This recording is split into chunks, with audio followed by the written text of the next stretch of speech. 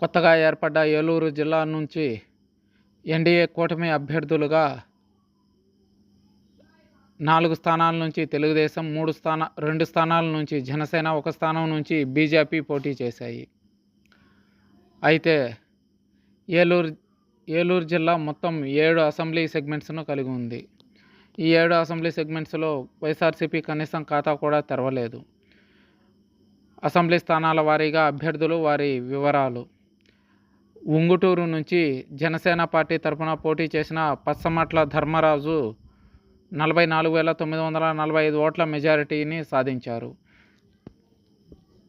దెందులూరు నుంచి తెలుగుదేశం పార్టీ తరఫున పోటీ చేసిన చింతమనేని ప్రభాకర్ 26,266 ఓట్ల మెజారిటీని సాధించారు. ఏలూరు నుంచి పోటీ చేసిన తెలుగుదేశం పార్టీ అభ్యర్థి బడేటి రాధాకృష్ణయ్య 62,388 ఓట్ల మెజారిటీని సాధించారు. పోలవరం ఎస్టీ రిజర్వ్డ్ కాన్స్టిట్యూషన్, ఇది పొత్తులో భాగంగా జనసేనకు వెళ్ళింది.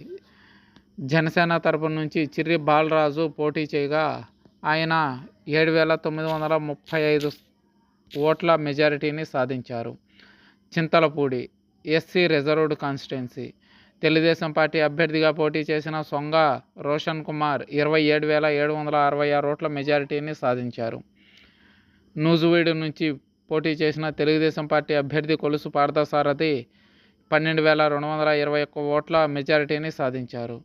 కైకలూరు, పొత్తులో భాగంగా కైకలూరు కాన్స్టిట్యున్సీ బీజేపీ పార్టీ కైవసం చేసుకుంది. అయితే ఇక్కడి నుంచి కామినేని శ్రీనివాసరావు బీజేపీ అభ్యర్థిగా పోటీ చేశారు.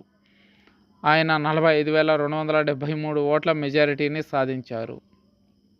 అయితే ఏలూరు జిల్లాలో వైఎస్ఆర్సీపీ పార్టీ కనీసం ఖాతా కూడా తెరవలేదు.